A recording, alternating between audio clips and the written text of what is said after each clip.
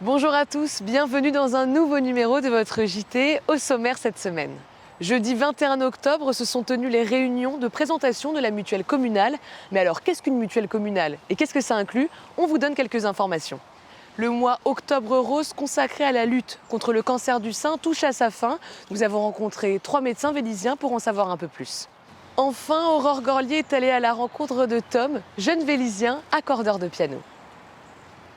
Si la majorité des salariés ont aujourd'hui une mutuelle, les étudiants, les travailleurs indépendants et les retraités ne payent pas toujours pour avoir une complémentaire santé. Jeudi 21 octobre se sont déroulées les réunions de présentation de la mutuelle communale. Mais alors, qu'est-ce qu'une mutuelle communale? Quels sont les avantages? Et qu'est-ce que ça inclut? C'est tout de suite. De nombreux Vélisiens ont répondu présents pour la réunion de présentation de la mutuelle communale, jeudi 21 octobre. Et Monsieur Gobton, donc, qui est le responsable de la mutuelle pour Vélizy. Et c'est la mutuelle Juste qui a été choisie par les équipes pour établir un partenariat et ainsi proposer des prix compétitifs aux habitants de la commune. Si aujourd'hui en France les salariés bénéficient d'une mutuelle, une partie des habitants se retrouvent encore sans complémentaire santé. Les réunions organisées le 21 octobre étaient principalement à destination des étudiants, des travailleurs indépendants et des retraités. En France, 1750 communes proposent une mutuelle communale, adhérée en majorité par des personnes de plus de 60 ans. La mutuelle choisie par la ville propose 7 niveaux de couverture différents et plusieurs avantages comme la prise en charge du sport sur ordonnance ou le remboursement d'une partie des licences sportives, pour des formules de base allant de 10 à 30 € par mois, sans compter les frais de couverture en fonction des besoins. On aura une stabilité tarifaire importante et des tarifs attractifs. C'est ce qui fait notre force aujourd'hui. La mutuelle communale vise à améliorer l'accès aux soins, mais elle n'est pas financée par la commune et ne coûte rien au budget municipal. À Vélizy, plus de 16% des habitants ne sont pas couverts par une complémentaire santé. Attention tout de même à bien se renseigner et comparer les contrats et tarifs proposés pour qu'ils soient bien adaptés aux soins. Des permanences d'adhésion ont lieu à la mairie au mois de novembre et décembre. Cette mutuelle non obligatoire est ouverte à tous. Depuis le 1er décembre 2020, toute personne peut faire le choix de changer de mutuelle sans attendre la date d'anniversaire du contrat. Le 31 octobre clôturera le mois consacré à la lutte contre le cancer du sein, le mois Octobre Rose. Et selon les derniers chiffres de l'Institut national du cancer, en 2018, plus de 58 000 femmes étaient diagnostiquées atteintes du cancer du sein. Pour en savoir plus et savoir quels sont les facteurs à risque ou comment prévenir la maladie, nous avons rencontré Camille Grand-Georges-Serralta, Sophia Benrejdal et Claire Magne, toutes 3 médecins au cabinet Louvois. C'est tout de suite. Je suis le docteur Sophia Benrejdal, je suis médecin généraliste. Voilà, je suis installée sur Vélizy depuis début octobre et j'ai fait une formation, un DU de gynéco.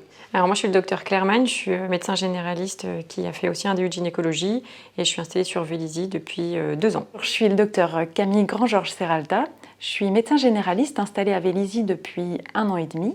J'ai fait une formation complémentaire en gynécologie pour les médecins généralistes, donc je ne suis pas gynécologue. Alors, je vais vous présenter un peu quelques chiffres sur le cancer du sein pour avoir une idée de ce que ça représente en France. C'est le cancer qui est le plus fréquent chez les femmes. Ça touche 59 000 femmes par an en France. L'âge moyen de diagnostic, c'est 61 ans actuellement. Et on a encore 12 000 décès par an à cause du cancer du sein. Alors, il y a des facteurs de risque, effectivement, de développer des cancers du sein. Tout d'abord, d'être une femme, parce que ça touche majoritairement les femmes. Il faut se rappeler quand même que ça touche quelques hommes, moins de 1%, mais sinon, c'est principalement des femmes. Ça, c'est le premier facteur de risque. Ensuite, il y a l'âge. 80% des cancers du sein se développent après 50 ans. Pour le cancer du sein, on évalue en fait le niveau de risque par rapport aux antécédents personnels, aux antécédents familiaux, est-ce qu'il y a des prédispositions génétiques. Et en fonction de ça, il y aura un dépistage personnalisé qui sera mis en place au décours de ce qui est retrouvé. Ensuite, il y a aussi tout ce qui est mode de vie, quand il y a du tabac, une consommation d'alcool, du diabète, de l'hypertension, un surpoids, une sédentarité, tout ça, ça peut être des facteurs de risque qui augmentent le risque de cancer du sein. Le plus souvent, le cancer du sein débutant n'est pas douloureux. Il faut vraiment que ce soit à stade avancé pour que ce soit douloureux. Le plus souvent, on n'y voit pas grand-chose non plus. Donc il faut faire attention aux petits signes, ça peut être des déformations du sein, une peau d'orange à un endroit du sein qui apparaîtrait, ça peut être une rougeur, ça peut être un écoulement par le mamelon, que ce soit blanc, jaune, transparent. Tout ça, ça doit être des signes qui doivent faire que la femme consulte son médecin généraliste ou son gynécologue pour en savoir un peu plus. Alors, le dépistage du cancer du sein, il y a plusieurs choses qui ont été mises en place, notamment un dépistage organisé qui concerne en fait toutes les femmes entre 50 et 74 ans qui sont y compris sans symptômes. Et en fait, elles vont recevoir un courrier d'invitation pour réaliser une mammographie qui sera pris en charge à 100%. Et ça, c'est tous les 2 ans, jusqu'à donc 74 ans. Une fois qu'on a dépisté un cancer du sein, un démarrage ou un cancer avancé, la prise en charge, elle va se faire vraiment en fonction du stade du cancer qu'on a devant les yeux. Donc, si c'est un tout démarrage de cancer qui a été pris très tôt parce qu'on l'a dépisté avec une mammographie de contrôle alors que la femme n'avait aucun symptôme, on va pouvoir retirer une partie du sein par chirurgie et ensuite éventuellement mettre en place d'autres traitements selon l'analyse qu'on va faire après l'opération. Donc ça, c'est pour les tout petits cancers. Après, pour les plus gros cancers, qui sont assez gros pour qu'on ne puisse pas envisager une chirurgie d'emblée, on peut commencer par de la chimiothérapie, on peut ensuite avoir des traitements par radiothérapie, l'objectif étant de retirer la majorité de la tumeur et de pouvoir ensuite diminuer le risque de récidive. Effectivement, la palpation, elle est capitale. En fait, elle est recommandée. En fait, il est important que pour la population générale d'à peu près 25 ans, de tous les ans, avoir un examen clinique comprenant la palpation, qui est donc un examen des seins, qui fait par un professionnel de santé et qui permettra de détecter une anomalie et qui permettra, en fonction de l'évaluation des niveaux de risque, de juger s'il y a besoin d'un dépistage spécialisé ou simplement le dépistage organisé, comme on en a cité, à partir de 50 ans avant. Quand on analyse la tumeur, on voit qu'il y a des récepteurs aux hormones. On peut aussi proposer un traitement anti-hormonal qui va se prendre sur plusieurs années. Le plus souvent, on donne 5 ans. Donc c'est assez long, c'est des traitements qui sont parfois pas très bien tolérés. En pratique, ces traitements-là, ils sont décidés par les oncologues qui prennent en charge les patientes en chirurgie et ensuite en radiothérapie, chimiothérapie, hormonothérapie. Nous, en médecine générale, on va être plutôt sur le volet de la prise en charge des soins de support, que ce soit les traitements de la douleur, même en phase précoce. C'est pas parce qu'on a un traitement de la douleur qu'on va forcément être sur une fin de vie. Ça, il faut que les idées changent là-dessus. On prend en charge également la globalité de la patiente avec ses autres pathologies. On l'accompagne sur le plan psychologique. On l'adresse éventuellement si nécessaire. On peut aussi aider la patiente à trouver, par exemple, les prothèses capillaires qui sont nécessaires ou les prothèses mammaires externes, donc un genre de soutien-gorge qui contient une forme du sein qui lui convienne pour que la femme puisse continuer sa vie de femme. C'est ça, nous, notre prise en charge en médecine générale.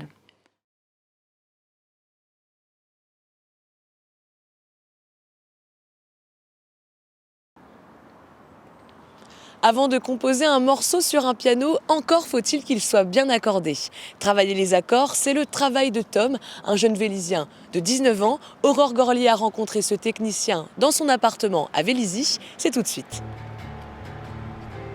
Des riffs de guitare blues psychédélique à la programmation de samples et mélodies groove au clavier, Tom de Lobel-Mailly est un multi-instrumentiste jouant des cordes comme pas deux. Travailler avec ses mains et dans la musique, c'était son souhait le plus cher. Après une formation de 4 ans à l'Institut technologique européen des métiers de la musique au Mans et différentes expériences en atelier de réparation ou encore à la Philharmonie de Paris, il lance son entreprise à Vélizy comme réparateur, accordeur de piano. Un piano est composé principalement de matériaux vivants comme le bois, les feutres ou le cuir. Il est donc nécessaire de l'accorder au moins une fois par an. Tom effectue d'abord un premier accord pour comprendre votre piano dans ses résonances comme dans ses insuffisances. Une écoute tout en douceur, même quand votre instrument sonne faux. En général, on va commencer par ouvrir le piano, le jouer, puis faire un accord. un premier accord qui va nous permettre de connaître le piano et de relever les différents problèmes qu'il pourrait y avoir dessus. On peut avoir une touche qui reste enfoncée ou qui a du mal à revenir à cause du feutre juste ici, qu'on va appeler le feutre de Mortez. Ou alors une touche, un marteau qui revient mal et à cause du bâton d'échappement qui serait mal réglé. Donc là, on peut voir le niveau de clavier. Donc le niveau de clavier, c'est littéralement la hauteur des touches. Là, c'est comme ça que ça devrait être théoriquement, si c'était bien réglé. On va pouvoir vérifier comme ça et aussi dans la continuité. Et pour régler un niveau de clavier, on va pouvoir soulever une touche, aller chercher les mouches, ça s'appelle des mouches qui sont juste en dessous, et retirer ou rajouter des mouches en fonction de si la note est trop haute ou trop basse, et les replacer.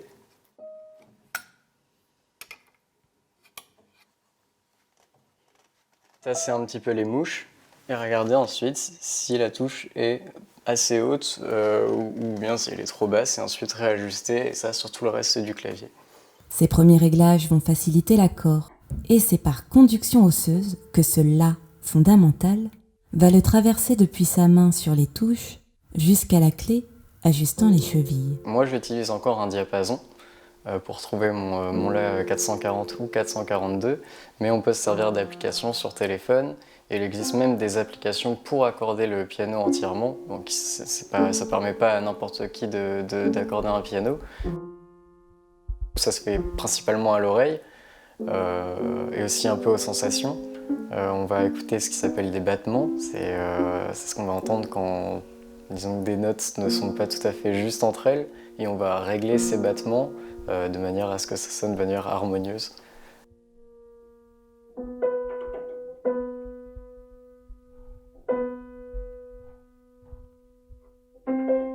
Ensuite, on va pouvoir récupérer notre La à l'octave, puis de cela faire notre partition qui se situe donc de ce Fa à ce Fa-là. Et dans cet intervalle, on va pouvoir faire une suite d'intervalles de notes, de 2 notes à chaque fois, qu'on va appeler des quartes et des quintes.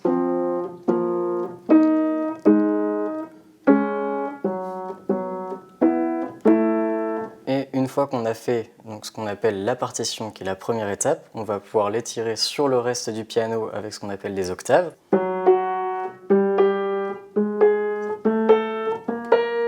Et une fois fait sur tout le piano, pas forcément dans cet ordre-là, mais on va pouvoir venir ensuite aux unissons. Là actuellement, 2 des 3 cordes sont étouffées. On va en laisser qu'une seule étouffée sur les 3, donc on en a 2. Celle du milieu a été accordée, donc on va pouvoir entendre la corde du milieu et la corde de gauche qui n'est pas encore accordée. Là, on peut entendre que c'est faux. On va entendre ce qui s'appelle un battement. Le son produit par une corde de piano comporte de nombreuses fluctuations à la fois d'intensité, de timbre, d'harmoniques et de battements. La corde ne vibre pas uniquement sur toute sa longueur, mais dans toutes ses différentes sections. Tom entend en réalité bien plus de notes que celles-ci, et on les appelle les harmoniques.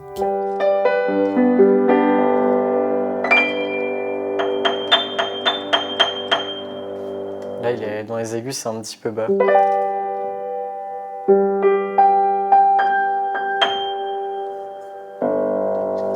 Là, c'est un peu frustrant. Genre, on aimerait que ce soit un peu plus aigu. Mais bon, c'est pas grave, je vais pas trop jouer. Trouver l'accord repose en fin de compte sur la stabilité harmonique de l'ensemble. C'est trouver la tension juste des 230 cordes, la bonne hauteur des notes, mais aussi composer avec les micro-dissonances et fragilités de votre piano.